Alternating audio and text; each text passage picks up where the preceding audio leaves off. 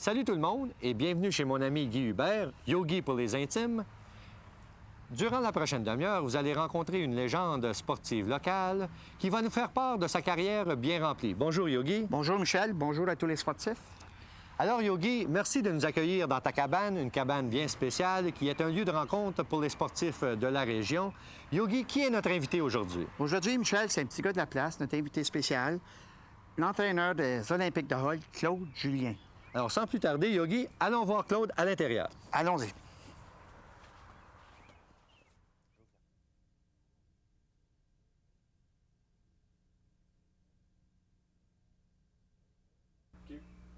Alors, salut Claude. Claude, parle-nous un peu de ta carrière présentement avec les Olympiques, car c'est au moment où on se parle, c'est un peu nébuleux. Tu viens de signer un contrat, vous venez d'avoir un repêchage, mais il y a plusieurs équipes professionnelles et tu es en demande, vu que la Ligue nationale vient de se terminer, là, tu vas être probablement en demande par plusieurs équipes. Bien, présentement, comme j'ai dit, je suis très content que j'ai signé mon contrat de 2 ans avec les Olympiques de Hull. Si pour rester junior, c'est sûr que c'est à Hull que je veux être. D'un autre côté, oui, il y a eu certains téléphones à mon endroit. Puis, je pense de ce côté-là, ça va être une situation que je vais regarder de très près parce que c'est... Mais que je prenne une décision, je vais faire sûr que c'est une bonne décision qui va être bon pour ma carrière ou mon cheminement de carrière. Puis, je suis pas pressé de faire le saut. Il faut que la situation soit bonne pour moi. Et puis, c'est ce qui me préoccupe présentement. Puis, jusqu'à date, on peut dire que j'étais avec les Olympiques de Hull. Puis, jusqu'à prochaine nouvelle. Alors, tu es avec les Olympiques de Hull. Également, tu as été pressenti, et je crois que par l'équipe junior nationale. Et je crois que tu es un des assistants avec cette équipe.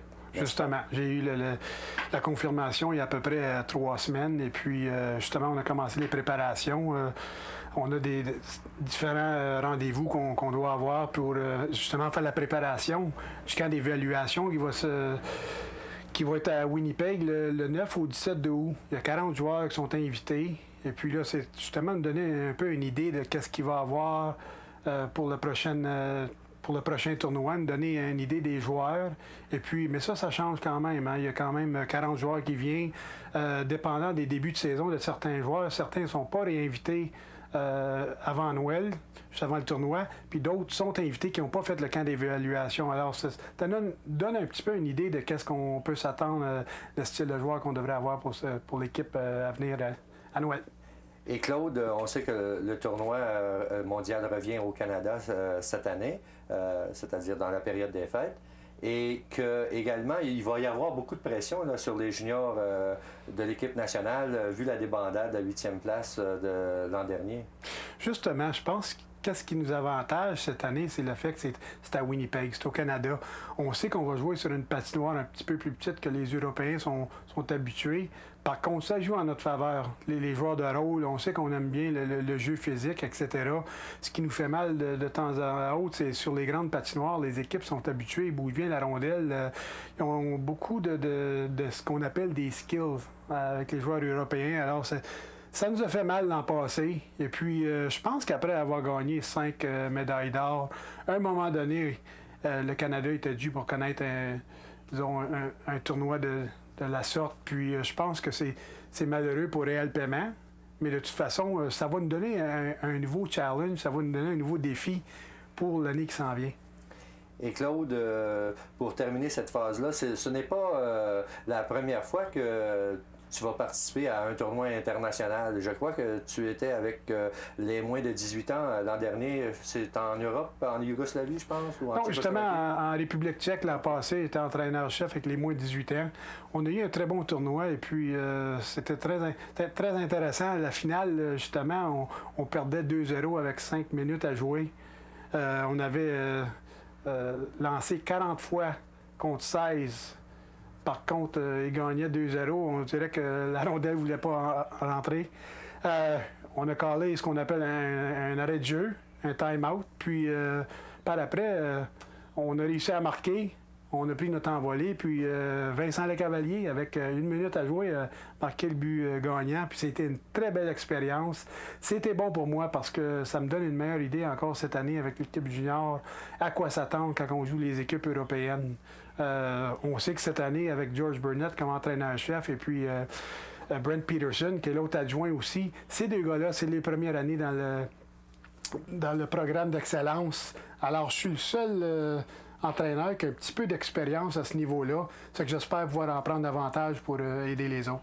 Justement, en parlant des entraîneurs, c'est qui va compléter les entraîneurs là, pour l'équipe Canada Junior de cette année? Oui, c'est George Burnett qui est entraîneur-chef, Brent Peterson qui est l'autre adjoint qui a gagné la Coupe Memorial cette année, et puis moi comme autre adjoint aussi. Et Burnett qui est entraîneur du Guelph. Du Guelph Storm. Lui a perdu en finale la Coupe Memorial. Et puis, alors, tu as les deux entraîneurs qui sont affrontés à la Coupe Memorial. Puis, l'entraîneur de l'année auparavant qui avait gagné la Coupe Memorial, ils ont cru que ça ferait une bonne équipe. Puis, j'ai entendu de très bonnes choses. Je connais Brent Peterson, puis j'ai entendu de très bonnes choses de George Burnett aussi.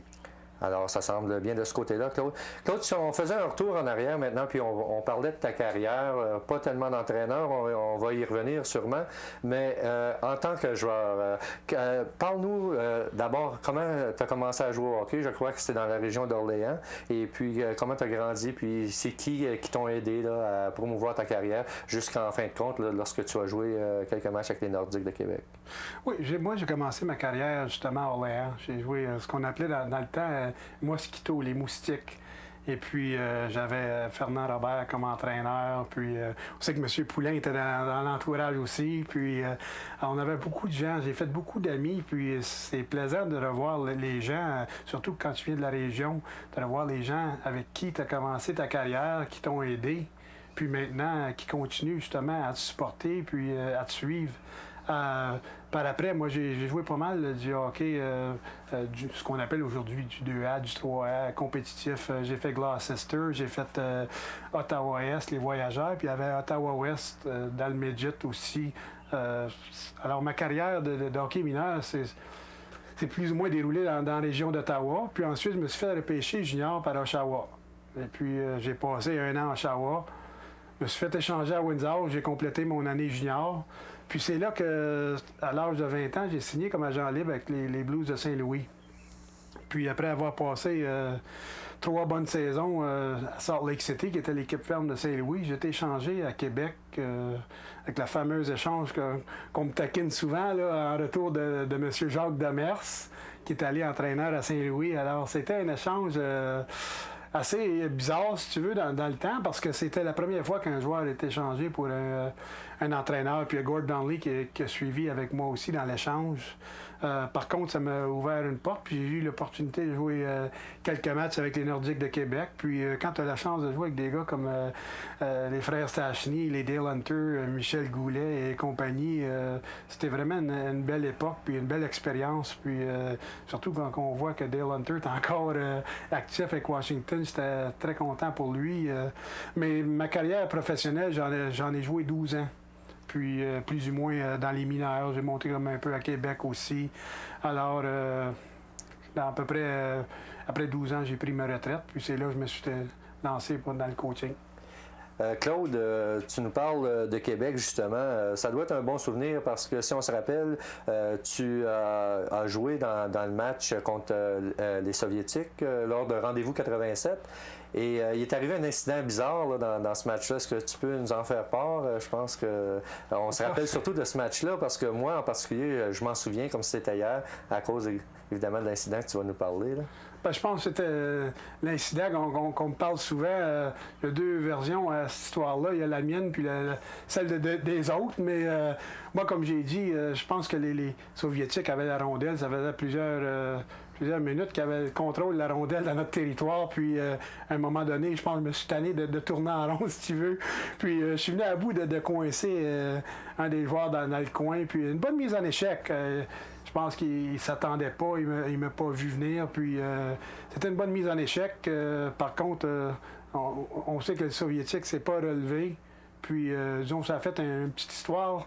On se souvient de Fetisov, je me souviendrai toujours de Fetisov qui était avec eux dans le temps, puis il s'est plaint à l'arbitre aussi, il croyait que ça méritait une punition, puis c'était une bonne mise en échec. Mais on parle souvent de claim to fame, si tu veux, là, puis je pense qu'on peut parler de celle-là dans mon cas. Oui, c'est sûrement un sujet là, des gens, des sportifs dans le coin d'Orléans qui te connaissent surtout. Et ici, on parle des Nordiques, des défunts Nordiques, puis là, on retourne le sujet sur Claude Julien. Eh bien, on parle de cet incident-là avec beaucoup d'humour et beaucoup de cœur ici. Ah oui, on se souvient de Claude et la mise en échec contre les Soviets. Oui, c'était une belle expérience, surtout, comme j'ai dit, j'ai eu la chance de jouer contre les Soviétiques.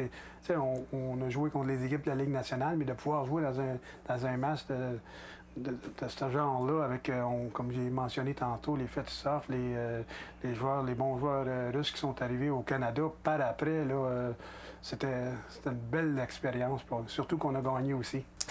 Et puis Claude, juste avant qu'on commence, tu as eu un coéquipier aussi, quand on commence à parler de ta carrière comme entraîneur. Tu as eu un coéquipier donc, qui était ton vis-à-vis lors de la Coupe Mémoriale l'an dernier. Je crois que c'était Paul Stewart. Il y avait Bill Stewart. Bill Stewart, pas Paul Stewart, c'est l'officiel, mais Bill Stewart qui était avec les Generals d'Oshawa. Et je crois qu'il a été un de tes coéquipiers. C'était-tu à Salt Lake City? Oui, c'était justement à Salt Lake City. C'est bon parce que, justement, ce Coupe Mémorial-là, très intéressant, c'est le fait que tu avais Bill Stewart, tu avais aussi Brian Maxwell, que ma première année à Saint-Louis, c'était justement mon coéquipier à la défense. Si tu veux, j'étais un petit peu intimidé sortant du junior, puis lui, c'était l'homme fort de Saint-Louis, alors il m'avait dit « Inquiète-toi pas, Claude, il dit « Fais ce que tu as à faire, je vais prendre soin de toi. » Ça m'a donné beaucoup de confiance. C'est bon de revoir Brian. Bill Stewart, c'était justement mon coéquipier, puis justement, on demeurait à la même place, on voyageait ensemble, puis on était de très, très bons amis pendant les 2 ans qu'on a passé ensemble. On était des meilleurs amis, on était tout le temps sur la route, à la maison, on voyageait ensemble, puis c'était extraordinaire, là. Tu as eu des coéquipiers également dans le hockey mineur ici, dans la région, probablement des coéquipiers dont tu te souviens et que les gens connaissent. Alors, est-ce qu'il y en a quelques-uns qui te viennent là, à l'idée, là, des joueurs que tu as joué avec? Tu as nommé quelques entraîneurs, puis quelques personnes qui t'ont aidé. Est-ce que tu as eu des coéquipiers aussi dont tu te rappelles là, quand tu jouais ton hockey mineur ici? Oui, mais le hockey mineur, puis on peut parler aussi, qu'on n'a pas mentionné, Alain Vigneault, qui était un de mes bons coéquipiers à Salt Lake City aussi. On dirait, Alain avait 20 ans lorsqu'il est arrivé à Salt Lake City, puis dès ce moment-là, j'ai vu des qualités dans Alain qu'un jour il deviendrait un bon entraîneur. C'est un gars sérieux, dévoué, puis il avait le tour, même à 20 ans, de se faire respecter. Puis ça, c'est un joueur que je me souviens beaucoup. Et puis dans le hockey mineur, là, j'ai pu jouer avec différentes équipes, comme j'ai dit, Ottawa-Ouest, East Ottawa Voyageurs, Orléans, puis il y en a tellement des bons coéquipiers, des Richard Robert, on peut parler de plusieurs. Puis tu sais, je veux dire, il y a tellement de noms que je ne veux pas en oublier. Mais les gens dans la région, des bons amis, puis c'est bon de les revoir parce que souvent on les rencontre encore. Puis moi, une chose que j'ai toujours dit, c'est que j'ai grandi ici. J'ai toujours été heureux ici dans la région d'Orléans. Puis mes amis sont très importants pour moi. C'est que peu importe ce qui arrivait dans ma carrière de joueur ou entraîneur, mes amis sont très importants pour moi. Alors Claude, tu prends ta retraite après 12 ans de joueur professionnel et puis tu reviens t'installer dans ta ville natale. Et là, est-ce que ça a débouché tout de suite ta carrière d'entraîneur ou s'il a fallu que tu passes par quelques autres domaines avant d'aboutir derrière un banc? Bien, je pense, après ma première année de retraite, j'ai voulu prendre un recul puis regarder ce que la vie m'offrait, si tu veux. J'avais été offert un emploi avec l'Association des joueurs, puis ça me demandait de déménager à Sainte-Catherine, en Ontario. Je voulais prendre du recul un petit peu. Alors, j'ai pris une année sabbatique, si tu veux. J'avais commencé avec Jacques Robert, Denis Roy et justement Paul Gratton, une compagnie qu'on avait nommée SIM, Sport International Management. Je voulais représenter des joueurs et puis ça avait bien débuté. Première année, les choses allaient bien. Par contre, il y a un monsieur Dorion qui est venu me voir à un moment donné qui m'a demandé si je voulais devenir entraîneur des Sénateurs d'Ottawa juniorants. Et puis au moment, j'avais dit non. j'étais trop occupé, puis j'étais pas prêt pour ça. Puis il est venu à bout de me convaincre d'aller voir un entraînement. Puis on dirait à ce moment-là, quand j'étais allé à l'entraînement, j'ai eu la piqûre. Puis c'est là que j'ai commencé le coaching. Puis depuis ce temps-là, bon... Alors, Claude, tu as commencé avec les sénateurs juniors de la Ligue juniora centrale. Oui. Et puis, le monsieur Dorion dont tu parles, c'est Feu Pierre Dorion, qui était l'éclaireur en chef des Maple Leafs de Toronto, qui est décédé il y a quelques années. Lui, il avait parlé à son garçon, qui était justement directeur des joueurs, là. Et puis, avec les sénateurs. Puis, quand Pierre Junior avait demandé à son père avait fortement suggéré qu'il vienne me voir. Puis je sais que Pierre Senior était certainement un gars qui était derrière moi à 100 là, puis je lui dois beaucoup pour justement la chance de pouvoir devenir un entraîneur. Et puis, si on suit le cheminement, tu es entraîneur combien de temps avec les sénateurs juniors? J'étais là seulement qu'une année. OK. Puis c'est là que Charles-Henri est venu me rencontrer durant l'été, me demander si j'étais intéressé à faire partie des Olympiques de Hull, l'organisation. Puis pour moi, bien, ça me donnait un autre défi. Puis ça m'intéressait, le junior majeur. Puis je me suis lancé de ce côté-là. Et puis, Claude, tu as été entraîneur adjoint durant combien de temps avec les Olympiques? J'étais entraîneur adjoint pendant 2 ans avec Robert Mongrain. Puis la première année, c'était extraordinaire parce que 2 entraîneurs recrues derrière le banc. Puis on est venu à bout de surprendre plusieurs équipes, plusieurs experts pour pouvoir apporter justement la fameuse Coupe du Président. On a eu une petite surprise, par contre, à la Coupe Mémorial, à Kamloops, on a frappé un mur. On n'était pas assez bien préparés, je pense. On ne s'attendait pas. Pour nous, cette année-là, quand même, gagner la Coupe du Président, c'était pour nous la grosse coupe parce qu'on avait, comme j'ai dit, surpris tellement d'équipes là, que... Dont Laval en finale. Laval en finale qui était favorite. Et puis ouais. Beauport, justement, avant, qui était une des équipes favorites aussi, avait bâti les équipes pour la Coupe Mémorial, gros, fort. Et puis on avait à bout de passer au travers de ces 2 grosses équipes-là. Puis ensuite, vous allez à la Coupe Mémorial. Là, c'est un échec. Vous n'avez pas remporté de victoire. Par contre, c'est la saison suivante que tu as pris les guides des Olympiques? Non, c'est 2 saisons plus tard. La saison après, c'est la saison où on avait gagné 24 matchs d'affilée. Et puis, la fin de la saison, je pense qu'on avait une équipe pas mal fatiguée, pas mal amochée pour les séries. Puis, c'est là que Beauport nous avait battu en semi-finale. C'est l'année suivante qu'on m'a offert le poste. Bob Mongrain qui s'est en allé, je pense, à Sherbrooke. À Sherbrooke, oui. Et puis toi, tu deviens entraîneur-chef des Olympiques. Et puis tu viens encore puiser dans la Ligue juniora centrale, cette fois-ci avec les Rangers de Gloucester. Tu viens chercher un bonhomme, Guy Lalonde, pour devenir entraîneur adjoint. Justement. Puis j'avais parlé à Guy Lalonde à un moment donné, avant d'aller à Hull. Si j'aurais retourné avec les sénateurs d'Ottawa, je l'avais approché parce que dans le temps, Guy était avec l'Intrépide de Gatineau. J'ai beaucoup de respect pour Guy, puis je pense que c'est un bon homme de hockey. Et puis, de mon côté, je le voyais bien avec moi. Puis, lorsque j'ai eu la chance justement d'avoir les guides avec les Olympiques de Hull, le premier nom qui venait en tête, c'était Guy Lalonde. Bon, parlons rapidement maintenant de tes 2 saisons là, à la barre des Olympiques qui se sont terminées parce que tu avais 2 équipes bien différentes. La première saison, tu rentres là comme entraîneur recru avec toute la pression d'avoir la meilleure équipe en partant. Tout le monde te donnait le championnat en partant. Est-ce que c'était aussi facile que ça n'avait de l'air sur papier ou bien si tu as rencontré des embûches en chemin? Absolument pas. Ce qui est difficile à expliquer, c'est le fait, oui, avoir du talent, c'est une chose, mais de pouvoir... mettre l'équipe ensemble, créer un esprit de famille, puis s'assurer que les gars travaillent tous dans la même direction, c'est un gros défi. Et puis, chaque équipe que tu as un défi différent. Puis avec cette année-là, avec plusieurs vedettes, on peut parler des Dubé, des Manard, des Worrell, des Rosa, et puis on peut en nommer plusieurs autres, mais c'était de s'assurer que tout le monde acceptait leur rôle. C'est ça qui était difficile à un moment donné, mais une fois qu'on a pris notre envolée, on sait ce qui est arrivé à la fin de la saison. Puis là, ça s'est bien passé. Vous avez finalement passé à travers. Vous avez gagné la Coupe Mémorial. Ensuite de ça, ton équipe, tu reviens. Il reste presque plus personne. Puis là, tu as une saison là, que tout le monde pense que tu ne gagneras pas 10 matchs. Et puis, qu'est-ce qui arrive? C'est que vous surprenez tout le monde. Parle-nous de ta 2e année, là, rapidement, Claude. Je pense que la deuxième année, c'était un défi différent, mais la même chose, un très bon challenge parce qu'on se devait de faire le mieux possible avec ce qu'on avait, avec seulement que Saint-Joueur qui revenait. C'était un très beau défi. C'était difficile en première moitié. Lorsque les joueurs ont compris le message, puis ont eu l'expérience, c'était excellent dans la deuxième moitié de saison, puis ça a fini sur une note positive. Et puis là, qu'est-ce que tu t'attends là, à l'an prochain, vu que est-ce que vous allez continuer dans cette lancée-là? Oui, on a repêché plusieurs jeunes dans les 5 premières rondes, puis on veut quand même continuer sur la même phase avec plusieurs jeunes dans l'alignement l'année prochaine, parce que c'est une roue qu'on dit qui tourne à chaque 3 ans. Et puis on continue à reconstruire, mais on s'attend à avoir encore une meilleure équipe cette année.